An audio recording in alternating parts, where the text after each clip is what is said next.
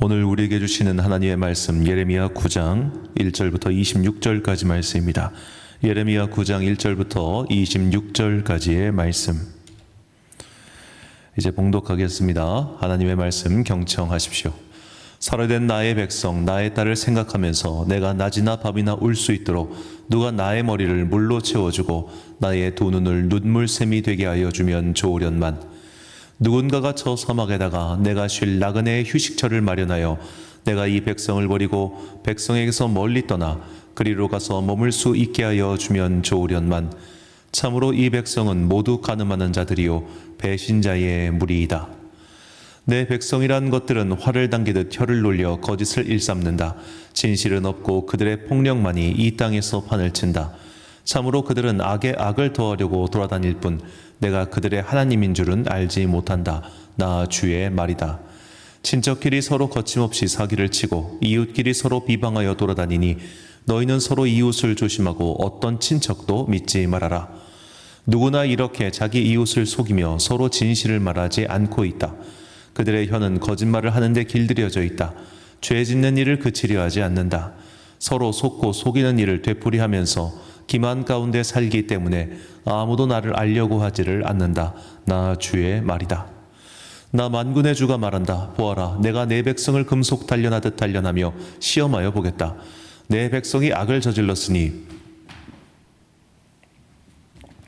죄 많은 이 가련한 백성을 내가 달리 어떤 방법으로 다룰 수 있겠느냐.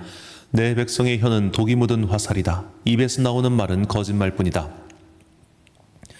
입으로는 서로 평화를 이야기하지만 마음속에서는 서로 해칠 생각을 품고 있다. 이러한 자들을 내가 벌하지 않을 수 있겠느냐. 나 주의 말이다. 이러한 백성에게 내가 보복하지 않을 수가 있겠느냐. 나는 산들을 보고 울며 탄식합니다. 광야의 초원을 바라보고 슬픈 노래를 읊겠습니다. 그처럼 무성하던 곳들이 모두 황무지가 되었고 지나다니는 사람이 하나도 없습니다. 가축대의 울음소리도 들려오지 않습니다. 공중의 새에서부터 들의 짐승에 이르기까지 다 다른 곳으로 도망하여 사라졌습니다. 내가 예루살렘을 돌무더기로 만들어서 여우들이 우글거리는 소굴이 되게 하고 유다의 성읍들을 황무지로 바꾸어 놓아 아무도 살 수 없게 하겠다.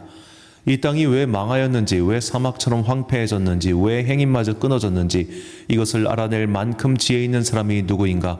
이 까닭을 말할 수 있도록 주님의 입에서 직접 말씀을 받은 사람이 누구인가?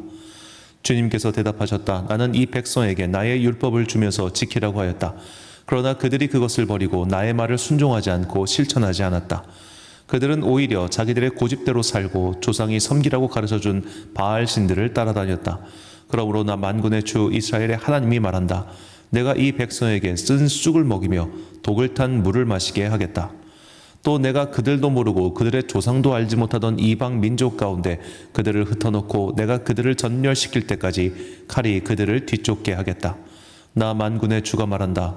너희는 잘 생각하여 보고 곡하는 여인들을 불러들이고 장송곡을 부를 여인들을 데리고 오너라. 서둘러 와서 우리를 도와서 조가를 불러다오. 우리의 눈에서 눈물이 흘러내리고 우리의 눈시울에서 눈물이 쏟아지게 하여 다오. 시온에서 통곡하는 소리가 들려온다. 어쩌다가 우리가 이렇게 망하였으며 이토록 수치를 당하게 되었는가. 적군이 우리의 거처를 모조리 부수었으니 우리는 이제 우리의 땅을 떠나야만 한다. 여인들아, 너희는 주님의 말씀을 들어라. 너희는 귀를 기울여서 그의 입에서 나오는 말씀을 받아들여라. 딸들에게 애도하는 법을 가르치고 너희도 장송곡 부르는 법을 서로 익혀라. 죽음이 우리의 창문을 넘어서 들어왔고 우리의 왕궁에까지 들어왔으며 거리에서는 어린아이들이 사정없이 죽어가고 장터에서는 젊은이들이 죽어간다. 나 주의 말이다. 너는 이렇게 전하여라. 사람의 시체가 들판에 거름더미처럼 널려있다. 거두어가지 않은 곡식단이 들에 그대로 널려있듯이 시체가 널려있다. 나 주가 말한다. 지혜 있는 사람은 자기의 지혜를 자랑하지 말아라. 용사는 자기의 힘을 자랑하지 말아라. 부자는 자기의 재산을 자랑하지 말아라. 오직 자랑하고 싶은 사람은 이것을 자랑하여라. 나를 아는 것과 나 주가 긍휼과 공평과 공의를 세상에 실현하는 하나님인 것과 내가 이런 일 하기를 좋아한다는 것을 깨달아 알만한 지혜를 가지게 되었음을 자랑하여라. 나 주의 말이다. 나 주의 말이다. 그날이 이르면 몸에만 할례를 받은 사람들에게 내가 모두 벌을 내리겠다. 이집트와 유다와 에돔과 암몬 자손과 모압과 관자놀이의 머리카락을 짧게 깎은 광야에 사는 모든 사람에게도 내가 벌을 내리겠다. 이 모든 민족은 이스라엘 백성 전체와 마찬가지로 마음의 할례를 받지 않은 자들이기 때문이다. 아멘. 무엇으로 하나님께 영광을 돌리는가라는 제목으로 하나님의 말씀 선포하겠습니다. 우리가 연말 시상식 등을 보면 연예인들이 나와서 하나님께 영광을 돌립니다 라고 고백하는 경우를 왕왕 볼 수 있습니다. 자, 그분들이 그런 고백들이 참 시간이 갈수록 정말 귀하다 하는 생각을 하지 않을 도리가 없습니다. 왜냐하면 앞으로 지금도 그렇지만 앞으로 더욱 이 하나님을 믿는다고 하는 것, 내가 교회를 다닌다고 하는 것, 내가 그리스도인이라고 하는 고백이 참 핍박당하고 조롱당하고 모욕당하는 시대가 이미 그런 시대이지만 더 빠르게 올 것 같다는 그런 생각을 하지 않을 수가 없습니다. 몇몇 분들의 말에 따르면 그런 말을 할 것 같은 사람에게는 아예 사전에 PD 등이 와가지고 제발 그런 말 좀 하지 말아달라고 부탁까지 한다는 거예요. 그런 종교적인 발언 이런 게 나올수록 사람들이 막 달려들어가지고 막 욕하고 그런 일들이 워낙 많기 때문이죠. 자, 여하튼 그렇게 시상식이나 좀 빛나는 자리에서 하나님께 영광을 돌립니다. 이런 고백은 너무나 귀한 고백이 아닐 수 없죠. 우리는 그런 고백을 보면서 가끔씩 저도 옛날엔 그런 생각을 했습니다만 나도 저런 삶의 기회가 온다면 꼭 저렇게 하나님께 영광을 돌립니다 라는 그런 말을 하고 싶다. 이런 생각들을 종종 하지요. 자, 그렇다면 이 상황을 한번 내 삶 속에서 이렇게 바꿔봅시다. 꼭 내가 그렇게 영광 받을 만한 자리에 가야만 그때 우리는 주님께 영광을 돌릴 수 있는 걸까요? 내 삶에 그런 기회가 안 올 수도 있지 않습니까? 내가 그렇게 성공하지 못할 수도 있고 내가 그렇게 빛나는 자리에 올라가지 못할 수도 있습니다. 사실 그럴 가능성이 훨씬 높습니다. 그렇다면 그런 자리에 올라야만 영광 돌릴 수 있고 그런 자리에 오르지 못하면 주님께 영광을 돌리지 못하느냐 이 말입니다. 꼭 사회적인 성공을 거두고 명성을 잇는 자들만이 주님께 영광을 돌릴 수 있는 것일까요? 오늘 본문은 우리가 하나님께 영광 돌리는 방법에 대해서 하나님께서 직접 이렇게 말씀하고 계십니다. 자, 본문 24절 말씀. 자랑하는 자는 이것으로 자랑할지니 곧 명철하여 나를 아는 것과 나 여호와는 사랑과 정의와 공의를 땅에 행하는 자인 줄 깨닫는 것이라. 나는 이 일을 기뻐하노라. 여호와의 말씀이니라. 아멘. 자, 자랑하는 자는 이것으로 자랑한다. 즉 명철하여 나를 아는 것, 여호와 하나님을 아는 것, 그리고 여호와 하나님이 무엇을 행하는 분이신지를 깨닫는 것. 자, 아는 것과 깨닫는 것 사실상 큰 의미상의 차이는 없습니다. 중요한 것은 우리가 하나님이 어떤 분인지를 아는 것. 너희는 이것을 자랑하라 라고 주님께서 말씀하고 계세요. 자, 여기서 자랑하다 라고 번역한 히브리어는 할랄이라는 단어인데 이 할랄이라는 단어의 기본 형태는 찬양하다 라는 의미입니다. 그런데 오늘 본문에서는 이 자랑하는 자는 이것으로 자랑할지니라고 할 때 자랑할지니라는 이 우리말 표현이 히브리어로는 히트파일이라고 하는 동사 변형인데 이 동사 변형의 뜻을 사전에서 찾아보니까 밝게 하다, 빛나게 하다, 영광을 돌리다라고 그렇게 우리말 히브리어 사전에서 번역하고 있었습니다. 즉 오늘 본문을 이 사전에 빗대어 번역하면 영광을 돌리려고 하는 자는 이것으로 영광을 돌릴지니 곧 여호와 하나님을 아는 것, 이것으로 너희가 나에게 영광을 돌려라 라고 그렇게 말씀하고 계시는 겁니다. 자, 사랑하면 알게 되고 알게 되면 보이니 그 보이는 것은 이전과 다르다라는 한 시조의 문구가 있지요. 하나님을 아는 게 그렇게 중요한 겁니다. 자, 우리는 알미라고 하는 것에 대해서 되게 좀 등한시하고 무시하는 경향성이 분명히 있습니다. 저도 알미 모든 것을 해결해 준다고는 절대로 생각하지 않습니다. 그러나 바꿔 생각해 보면 그동안 우리가 이 알미라고 하는 것을 너무 등한시하였기 때문에 이 한국교회 내부에 너무 반지성주의적인 행태가 많아요. 물론 설교라고 하는 것은 5살 아이들이 들어도 5살이 아니라 초등학교 고학년 아이들이 들어도 이해가 되는 설교가 가장 좋은 설교입니다. 그러니까 우리나라 유명한 설교자 중에 한경직 목사님을 아주 훌륭한 설교자로 뽑는 이유 중 하나는 그분이 그렇게 말이 쉬웠대요. 뭐 아직은 자료가 남아있는 게 없어서 알 수는 없지만 그렇다고 합니다. 그러니까 아이들도 쉽게 알아들을 수 있게끔 복음을, 성경의 내용을 하나님에 대해 설명하는 것을 잘하는 사람은 정말 대단한 사람이죠. 루터 같은 사람이 그랬습니다만, 자, 그런데 그런 것만으로는 어찌 보면 한 단계 넘기가 좀 어려워요. 왜냐하면 어떤 사람들 중에는 분명히 고차원적인 질문을 하는 사람들도 있고, 또 우리가 살고 있는 삶이라고 하는 것이 그렇게 초등학교 5학년이 다 이해돼서 살 수 있을 만큼 간단 명료하지가 않잖아요. 삶이. 그 간단 명료하지 않는 삶에 대해서 우리가 말씀에 의거해서 해석을 하다 보면 내용이 복잡해지고 어찌 보면 풍성해지지만 복잡해지는 건 분명히 있단 말이죠. 그래서 설교라고 하는 이 시간을 20분에서 30분의 시간을 견디는 것은 굉장한 지적인 노력이 필요한 겁니다. 한마디로 머리에 힘이 없이는 이 30분 집중해서 못 들어요.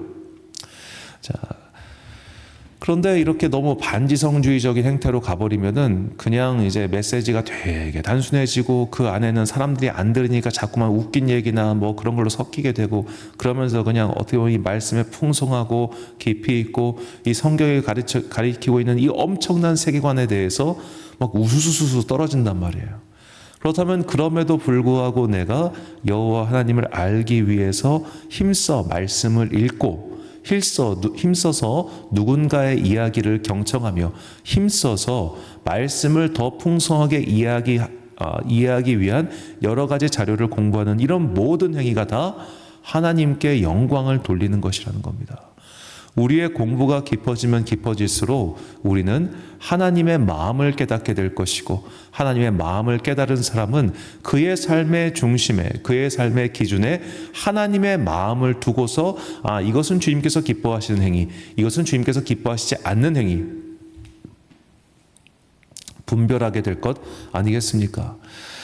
제가 자주 말씀드리는 건데 오늘날 정말로 인터넷상에 무수히 많은 그 악의가 가득한 조롱성 댓글들을 보십시오.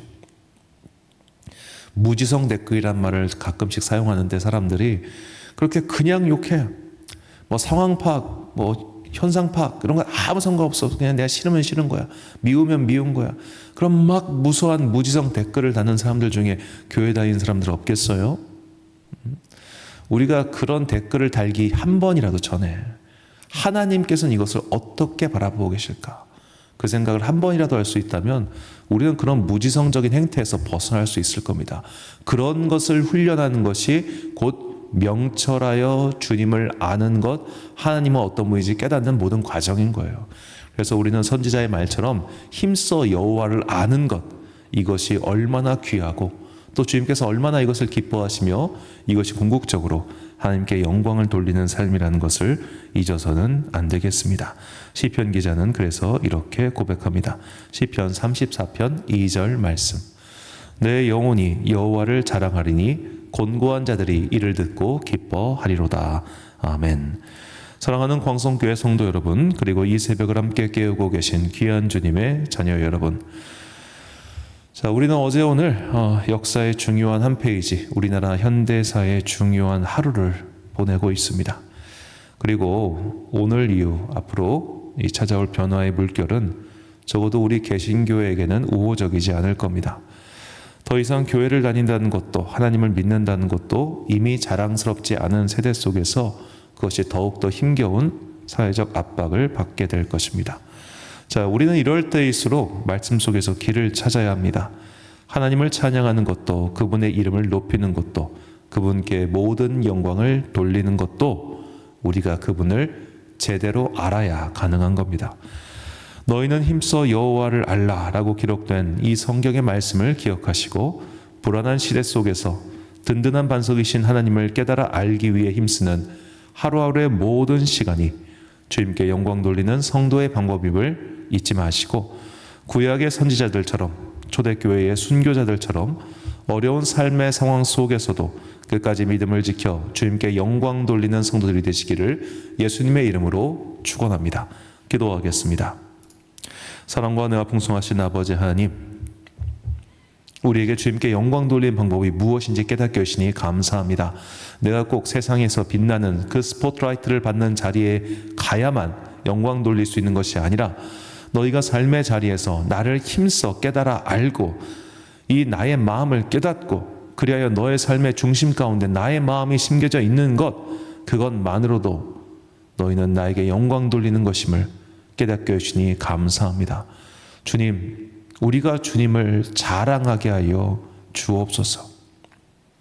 내가 주님을 알기 때문에, 하나님이 어떤 분이신지를 알기 때문에 나의 삶이 주님의 기준에 맞게 하여 주옵시고, 그렇게 세상 기준이 아닌 주님의 기준에 맞게 행동해 나아갈 때 우리는 이런 것들로 자랑하며 이런 것들을 통하여 주님께 영광 돌리는 도구가 될 수 있음을 깨닫게 해주시니 감사합니다.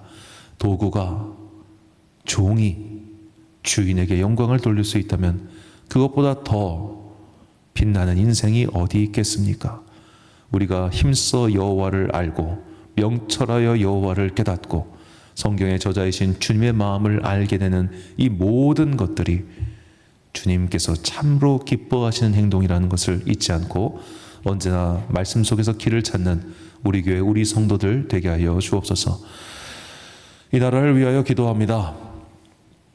나라의 앞날이 정말 풍전등화라는 말이 딱 어울립니다. 주여, 어리석은 위정자들에게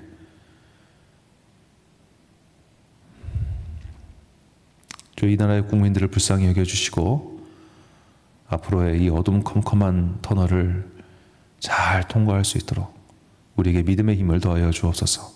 앞으로 다가올 믿음의 시련, 이것을 잘 견뎌낼 수 있도록 성도들 한 사람 한 사람이 말씀에서 길을 찾으며 말씀에서 그들의 믿음의 뿌리를 발견하여 어떠한 태풍이 와도 흔들리지 않는 굳건한 주의 자녀들 되게 하여 주옵소서.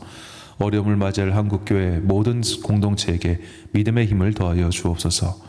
이 시간 우리에게 필요한 것은 사회적 압박을 행할 수 있는 숫자의 힘이나 권세가 아니라 우리의 믿음의 힘이라는 것을 깨닫고 태풍이 부는 순간 엎드려서 주님께 더욱더 간구하는 믿음의 사람들 되게 하여 주옵소서. 우리의 믿음이 반석 위에 올라가서 튼튼하게 더욱더 굳게 서서 하나님의 때를 기다리는 믿음의 사람들 되기를 간절히 소망합니다. 날씨가 추워지고 있습니다. 주님께서 이 12월 마지막 이 한 해의 마지막 한 달을 보내고 있는 당신의 귀한 자녀들에게 복과 지혜를 내려주시고 특별히 연로하고 병든 자들을 회복시켜 주사 주님의 은총이 가득 임하는 하루하루 되게 하여 주옵소서. 오늘 하루도 참 좋으신 우리 주님의 은총과 평강이 모든 성도들과 함께 하시기를 간절히 소망하오며 이 모든 말씀 우리 구주 예수 그리스도의 이름으로 기도드립니다. 아멘. 오늘의 기도 제목입니다. 하나님을 알아야 찬양도 하고 자랑도 할 수 있습니다. 내가 알고 있는 하나님은 어떤 분입니까? 하나님께 대해 아는 만큼 그분에게 조심스레 말을 걸어 보십시오. 조용한 중에 응답하시는 하나님을 기다리십시오. 오늘 주신 기도의 제목 가지고 기도와 묵상에 힘쓰는 하루 되시길 바랍니다. 기도하겠습니다.